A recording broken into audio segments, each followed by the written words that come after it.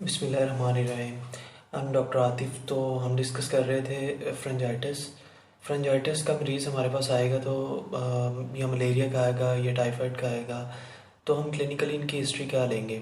History examination पर हम differential diagnose क्या बनाएंगे और फिर डेफिनेटिव डायग्नोस क्या बनाएंगे, और फिर हम ट्रीटमेंट क्या प्रिस्क्राइब करेंगे और हम डोजेस क्या देंगे, ड्यूरेशन क्या देंगे, कॉन्ट्राइंडिकेशन क्या होगी और किस पेशेंट को हम रेफ़र करना है। तो आज हमारा पहला केस है डेटिस फ्रेंजाइटिस। फ्रेंजाइटिस में पेशेंट को मोस्ट कॉमन कंप्लेन होती है, वो होती है फीवर विद सोर थ्रोट। तो जब भी हमारे पास patient fever with sore throat के साथ प्रेजेंट करेगा तो हमने हेड टू टो फीवर का फोकस पूछना है। स्पेशली जो 2 वीक्स से कम फीवर होते हैं, एक्यूट ऑनसेट की हिस्ट्री होती है, तो उसमें पूछते हैं कि फ़ीवर के साथ सोर थ्रोट है, कोई रनी नोज़ है, कोई कान तो नहीं बह रहा, कोई कफ विद स्पुटम आ रही है, कोई बर्निंग मैक्चुरेशन तो नहीं है, कोई लो स्टूल या वॉमिटिंग तो नहीं है। यानी इससे हम ये देख रहे होते हैं कि अगर फीवर का पेशेंट कहता है कि मेरा गला ख़राब है, तो हम फ्रेंजाइटिस या टॉन्सिलाइटिस का सोच सकते हैं।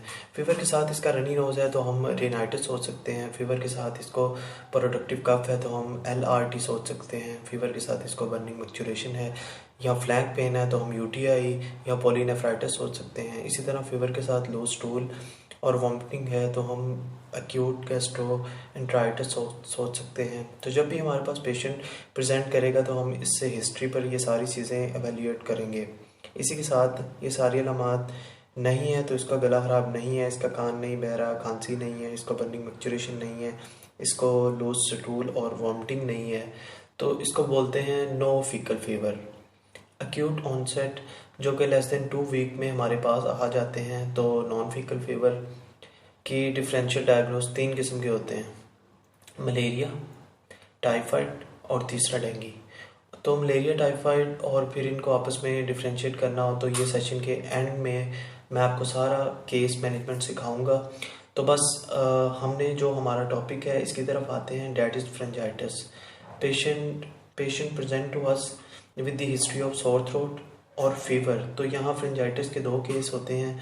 क्या ये बैक्टीरियल है या ये वायरल है? बैक्टीरियल का ट्रीटमेंट डिफरेंट है और वायरल का ट्रीटमेंट डिफरेंट है। अब यह है कि हम पेशेंट से सारी बातें पूछेंगे कि कोई खांसी तो नहीं है, कोई रनी नोज तो नहीं है, कोई कान तो नहीं बह रहा, कोई उल्टी मोशन तो नहीं है, और फीमेल है तो प्रेगनेंसी का पूछेंगे। अगर पेशेंट बताता है कि सिर्फ गला ख़राब है और उसे खाना खाते हुए, पानी पीते हुए तकलीफ़ होती है, तो अभी हमने पेशेंट का एग्जामिनेशन नहीं किया। हमारे दिमाग में 2 बातें आ जाएंगी, क्या ये टॉन्सिलाइटिस है या ये फ्रेंजाइटिस है।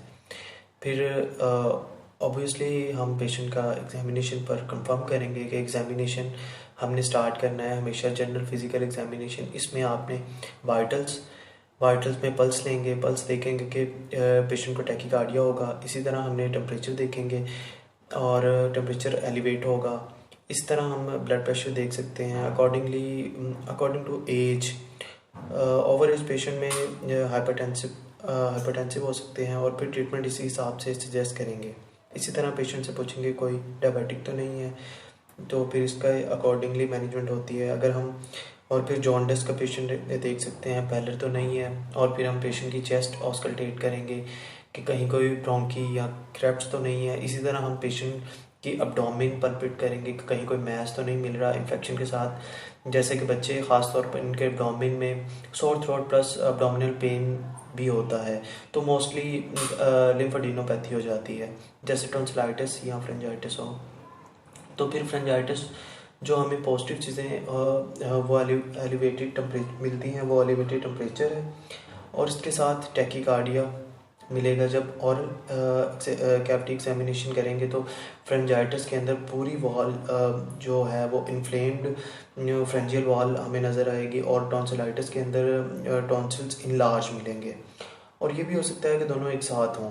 तो ये करने के बाद आइडली तो ये होना चाहिए कि हम थ्रोट स्वैब हो और फिर कल्चर हो और फिर सेंसिटिविटी हो, और पता चले कि कल्चर एंड सेंसिटिविटी हो, और फिर पता चले कि ग्राम पॉजिटिव ऑर्गेनिज्म और कौन सी एंटीबायोटिक को रिस्पॉन्ड करता है। और but in our part of the world ये चीज़ें पॉसिबल ही नहीं है। तो इसलिए ये है कि हम ये देखते हैं कि ट्रीटमेंट वायरल है या बैक्टीरियल है। वायरल का ट्रीटमेंट डिफरेंट है और बैक्टीरियल का ट्रीटमेंट डिफरेंट है। तो वायरल और बैक्टीरियल को हम हिस्ट्री पे ऐसे डायग्नोज करते हैं कि वायरल के अंदर लो ग्रेड फीवर होगा, माइल्जियाज होंगे, जिस्म के अंदर दर्द बताएगा मरीज़ हल्के हल्के बुखार का कहेगा, बुखार तेज़ नहीं होगा। बैक्टीरियल के अंदर हाई ग्रेड फीवर होगा विद रिगर एंड चिल्स हो सकता है। आप देखेंगे कि अभी किसी पर हम कंफ्यूज हैं वेदर के ये वायरल है या बैक्टीरियल है, तो पेशेंट का सीबीसी करवा लेंगे। अगर टीएलसी के अंदर न्यूट्रोफिल्स रेज हैं तो इसका मतलब है कि बैक्टीरियल इन्फेक्शन है, और अगर टीएलसी के अंदर लिम्फोसाइट्स रेज हैं तो इसका मतलब है कि वायरल इन्फेक्शन है। तो फिर अकॉर्डिंगली अब बैक्टीरियल की जो मैनेजमेंट है, इसमें एक एंटीबायोटिक हम देंगे। इसमें अमोक्सी, कोमोक्सिसिलिन, लिवोफ्लॉक्सिसिन, क्रिथ्रोमाइसिन, क्लिथ्रोमाइसिन, सिट्रिक्साइम, जिथ्रोमाइसिन। बैक्टीरियल की मैनेजमेंट जो कि फर्स्ट स्टेप है एंटीबायोटिक। इसमें जो फर्स्ट लाइन है वो अमोक्सिसिलिन विद क्लेवोनिक एसिड के नाम से आती है, 625 mg TDS। आइडली इसका ट्रीटमेंट 10 दिन के लिए है, लेकिन 10 डेज कोई भी पेशेंट नहीं लेता, तो हम एटलीस्ट 5 दिन का ट्रीटमेंट देते हैं। लेकिन इनिशियली जब भी हमने एम्पेरिकल थेरेपी स्टार्ट करनी होती है तो हम 48 आवर्स पर पेशेंट को फॉलो अप करना होता है। इसकी रीज़न ये होती है कि दरमियान में अगर आपके एंटीबायोटिक, क्योंकि आपके पास कल्चर एंड सेंसिटिविटी तो नहीं है, तो अगर आपकी एंटीबायोटिक इफ़ेक्टिव है तो 48 आवर्स के अंदर पेशेंट के सिम्टम फ्री हो जाएगा। अगर नहीं होता तो फिर सेकेंड लाइन की तरफ जाएंगे। वो फिर हम आहिस्ता आहिस्ता कवर करेंगे कि अगला स्टेप क्या होता है। एंटीबायोटिक हमने प्रिस्क्राइब कर दी है, amoxicillin with clavulanic acid 625 mg TDS का मतलब होता है दिन में 3 दफ़ा। इसके साथ हम एनसिड्स देंगे। एनसिड आप पैरासीटामोल दे सकते हैं, हम निम्सोलिड दे सकते हैं, इबुप्रोफेन दे सकते हैं। निम्सोलिड 100 mg बीडी में, बीडी का मतलब दिन में 2 दफ़ा डोज होती है, और इबुप्रोफेन 200 mg से लेकर 400 mg TDS होती है। TDS का मतलब होता है एवरी 8 आवर्स, OD का मतलब होता है एवरी 24 आवर्स। तो ये हम एक पेशेंट को प्रिस्क्राइब करनी होती है। एक हमने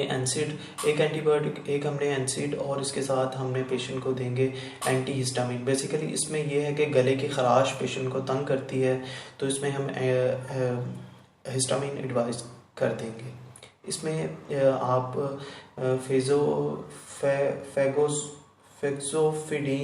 फेक्सोफिडीन और लोराटिडीन, पेरिटोन, सिट्राजीन ये एडवाइस कर सकते हैं। और लोराटिडीन जो है वो प्रेगनेंसी में सेफ है। पेरिटोन जो है वो इकोनॉमिकली कम बजट में होती है, और फिक्सोफिडीन ये है कि इसमें सिडेशन नहीं होती, और सिट्राजीन सिडेट करवाती है, यानी पेशेंट को नींद आने लग जाएगी। फिक्सोफिडीन जो है 60 mg एट बेड टाइम देते हैं। जब भी हम कोमोक्सिक्लेव विद क्लेवोनिक एसिड प्रिस्क्राइब करते हैं तो GIT टॉक्सिसिटी करवाते हैं ये, तो हम उसमें लो डोज के अंदर PPI भी ऐड कर देते हैं। तो उसमें ओमेप्राजोल, एसोमेप्राजोल 20 mg OD, ये 4 चीज़ें हम देते हैं। और हम पेशेंट को काउंसिल करते हैं कि ठंडी खट्टी तेल में तली चीज़ों से परहेज़ करें, नीम गर्म पानी में नमक डालकर दिन में 3 से 4 दफ़ा गरारे करने हैं, और ये कि 48 आवर्स पर वापसी आना है फॉलोअप के लिए। अगर आपकी एंटीबायोटिक काम कर गई हैं सही, मतलब कि सही जगह पे लगी हैं, तो आप ठीक जा रहे हो। आप वही कंटिन्यू रखो, मोर 3 डेज़ आपने वही कंटिन्यू रखवानी है। ऑब्वियसली फॉलोअप पे आप एनसिड्स और वो वाली चीज़ें ओमिट कर देते हैं, सिर्फ ठंडी खट्टी तेल की तली चीज़ें, क्योंकि कोई ना कोई ट्रिगर फैक्टर होता है कि बैक्टीरियल इन्फेक्शन के लिए भी हमारे पास पेशेंट आते हैं, वायरल इन्फेक्शन के लिए भी, वायरल इन्फेक्शन के साथ भी। तो इसमें भी यही है कि सोर थ्रोट होता है, यानी हल्का बुखार है, थ्रोट जिसमें हल्का बुखार है, थ्रू आउट जिस्म में दर्द जिस्म में दर्द है, भूख नहीं लग रही, तो इनके लिए ये है कि हम पेशेंट को जस्ट सिम्टोमेटिक ट्रीटमेंट देते हैं। सिम्टोमेटिक ट्रीटमेंट का मतलब ये होता है कि अगर फीवर है तो फीवर का ठीक कर देंगे, अगर इसके नाक बंद है तो उसका नाक खोल देंगे, खांसी है तो खांसी का ट्रीटमेंट दे देंगे। ये सारे ट्रीटमेंट सिम्टोमेटिक ट्रीटमेंट होते हैं। वायरल जो फ्रेंजाइटिस है वो अकेला मोस्टली नहीं होता। इसमें वायरल फ्रेंजाइटिस अकेला नहीं होता। इसमें ये हो सकता है कि वायरस अगर वो नोज़ के अंदर अवेलेबल है तो साथ में वायरल रेनाइटिस करवा रहा है। अगर वो गले के अंदर अवेलेबल है तो फ्रेंजाइटिस, और वही अगर ब्रोंक्यूल्स के अंदर चला गया है तो वायरल ब्रोंकाइटिस। तो हो सकता है पेशेंट का गला भी ख़राब हो, रनी नोज़ भी हो, साथ में कफ भी हो। तो इस तरह के पेशेंट आएंगे तो ये मोस्टली वायरल होते हैं। तो इस केस के अंदर अगर एंटीबायोटिक हम देंगे तो हाई ग्रेड फीवर होगा तो 101 से ऊपर का फीवर हो तो फिर एंटीबायोटिक देंगे, और अगर अजिथ्रोमाइसिन देंगे तो 500 mg ओडी डोज होती है, और इसके साथ पेशेंट को पैनाडोल देंगे। पैरासीटामोल की जो अडल्ट डोज होती है वो 1 ग्राम TDS होती है, यानी पैरासीटामोल टैबलेट 2 गोलियाँ। सपोज अगर जो ब्रांड पैनाडोल आप प्रिस्क्राइब करते हैं तो इसकी एक टैबलेट 500 mg की होती है, तो अडल्ट पेशेंट जो है के अंदर हम जो ट्रीटमेंट देते हैं वो 1 ग्राम TDS यानी 2 गोलियां आप एवरी 8 आवर्स देंगे। एक तो ये हो गया, और दूसरा ये है कि हम मल्टीविटामिन ऐड कर देंगे उसके अंदर, कैल्शियम सप्लीमेंट्स देंगे, विटामिन डी दे सकते हैं, विटामिन डी दे सकते हैं। और पेशेंट को काउंसल करना है कि आपको वायरल इन्फेक्शन है, यानी आपको मौसमी बुखार है। इसकी वजह से आप ठंडी, खट्टी, तेल की तली चीज़ें ना खाएं, उबले हुए अंडे खाएं। इससे ये है कि पेशेंट को प्रोटीन दे रहे हो। चाय के अंदर जो शांदा डाल के पिए। आप पेशेंट को सिर्फ कहें कि पानी का ज़्यादा से ज़्यादा इस्तेमाल करें।